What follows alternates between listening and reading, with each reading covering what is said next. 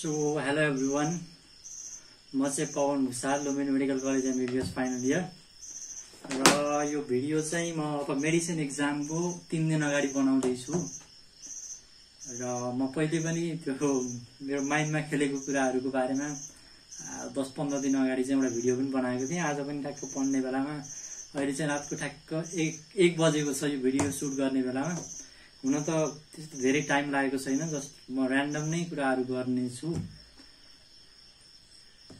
त्यो आज चाहिँ म धेरै पछि बास्टारीसम्म चाहिँ साथीसँग गएको थिएँ। धेरै नै भयो, म बाहिर ननिक्लेको पनि धेरै भइसकेको छ। हुन त बाहिर त्यसरी वाकमा अथवा ननिक्लेको पनि धेरै भइसकेको रहेछ होइन। आज धेरै नै पछि, लगभग 1-1.5 महिना 2 महिना भइसकेको रहेछ म कतै नगएको होइन। रुममै छु। मैले चाहिँ खाना आफै बनाउँदाखेरि चाहिँ अब तरकारीहरू, त्यसपछि फलफुल दुध लिनको लागि चाहिँ अगाडि किराना पसलमा जानुपर्छ, त्यति नै हो बाहिर जाँदाखेरि चाहिँ। अनि आज चाहिँ धेरै पछि त्यो एकदम त्यो अर्कै फिलिङ आयो र अनि त्यसपछि यसो बाहिर घुमेर आउँछु भन्ने लागेको थियो। एक्लै जान्छु जस्तो पहिला सोचेको थिएँ।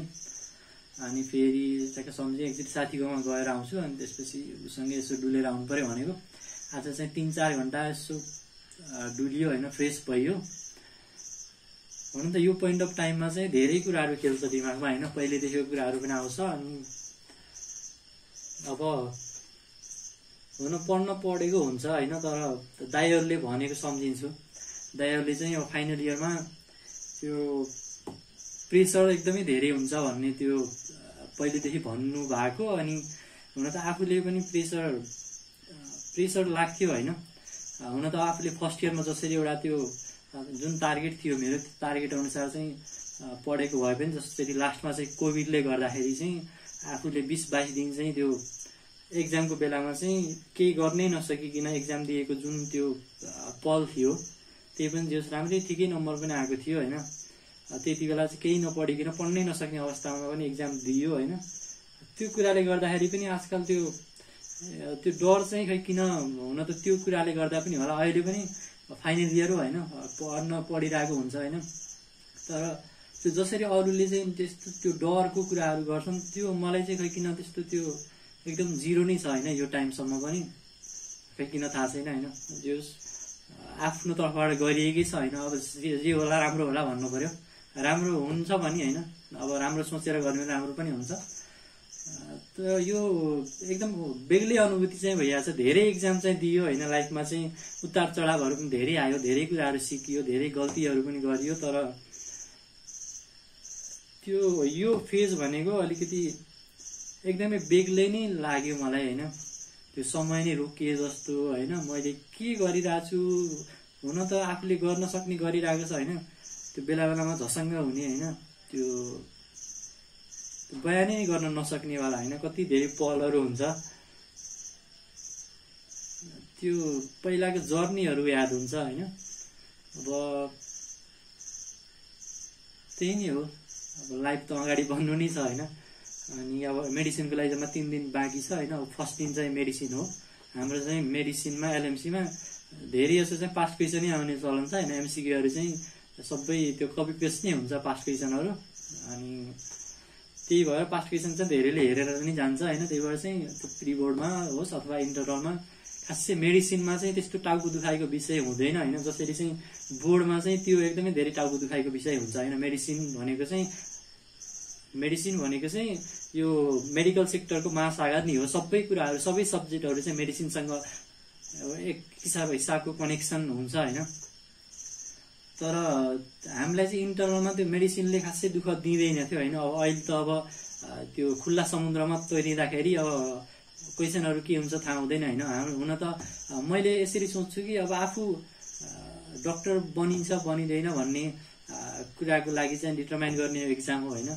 तर पनि आफूले त्यो एक्जाम सोचेर गऱ्यो भने चाहिँ त्यो जर्नी चाहिँ रमाइलो हुँदैन होइन। यो जर्नी चाहिँ जस यादगार छ, रिजल्ट चाहिँ राम्रै होला भन्नु पर्यो होइन। राम्रो हुन्छ भने आफूले गरि पनि रहेको छ होइन।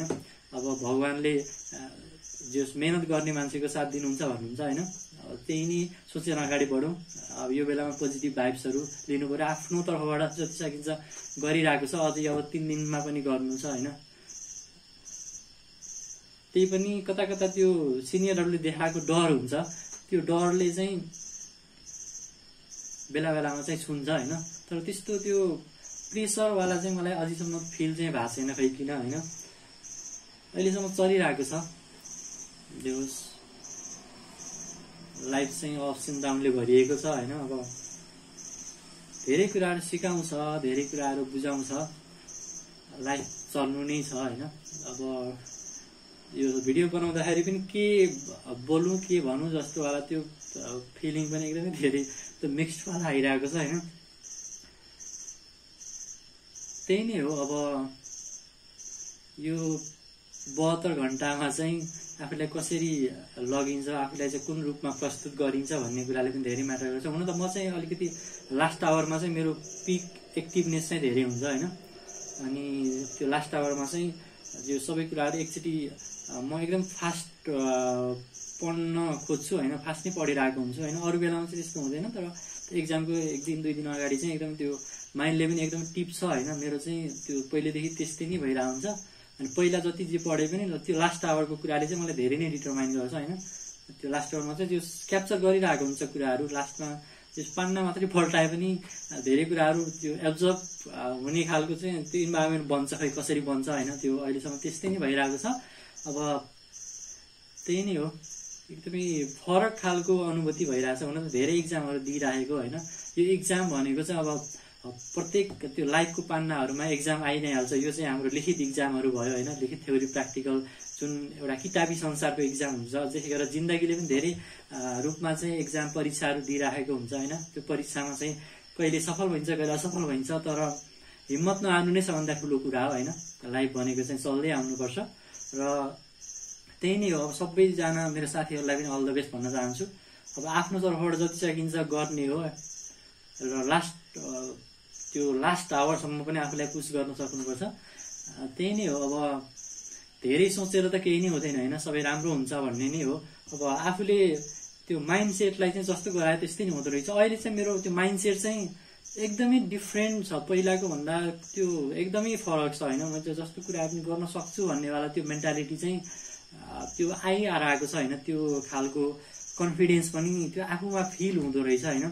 हुन त भिडियो बनाउने मेरो त्यस्तो उद्देश्य पनि होइन, तर जस्तो आफ्नो त्यो जर्नी चाहिँ आफ्नो लाइफको कुराहरू चाहिँ यसो रेकर्ड गरौँ, अरूलाई पनि पुर्याउँ भन्ने उद्देश्य मात्रै रहन्छ। र सबैलाई अल द बेस्ट पनि भन्न चाहन्छु।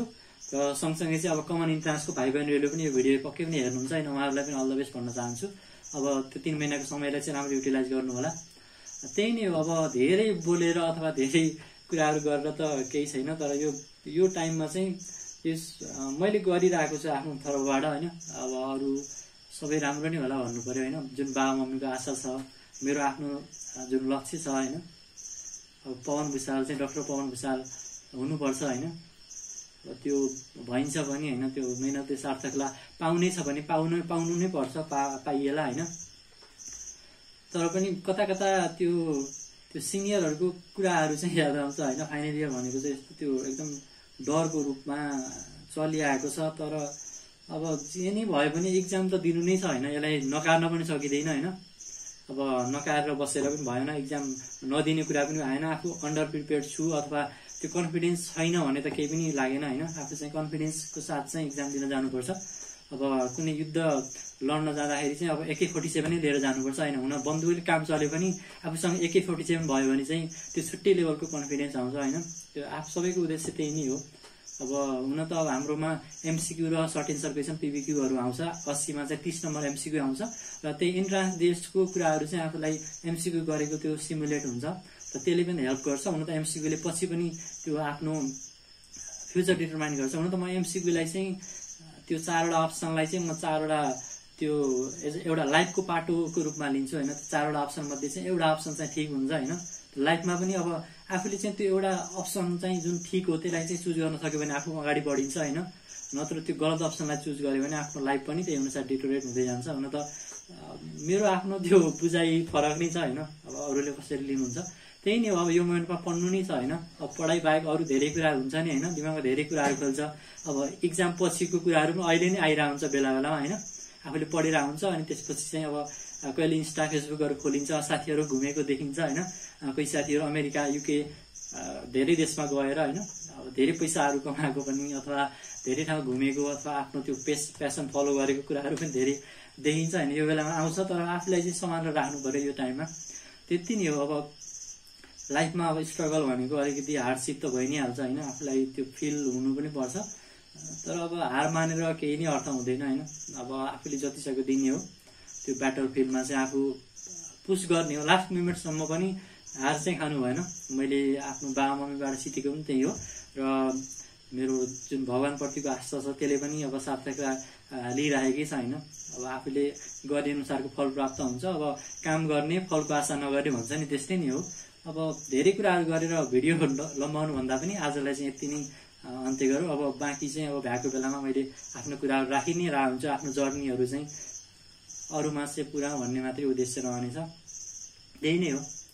ल, यो भिडियोमा जोडिनु भएको सम्पूर्णलाई धेरै धेरै धन्यवाद भन्न चाहन्छु। र भिडियो राम्रो लागे र मेरो यो प्रयासलाई चाहिँ राम्रो रूपमा लिइदिनु भएको छ। मैले जो अरूलाई गाइड गर्न सकूँ, आफूले गरेको कुराहरूले चाहिँ अरूलाई मोटिभेट गर्न सकूँ। हुन त म अहिले इन्ट्रान्स र त्यसै गरी आफ्नो मात्रै जर्नी केलाइरहेको छु। अब पछि चाहिँ अब अरू कमन अडियन्सलाई पनि टार्गेट गरेर अरू भिडियोहरू पनि बनाउने मेरो उद्देश्य छ होइन। आफ्नो त्यो प्लानिङहरू छुट्टै नै छ, त्यो पछि चाहिँ अब थाहा नै भइहाल्छ म के गर्दै जान्छु भन्ने कुरा त अपडेट भइ नै हाल्छ।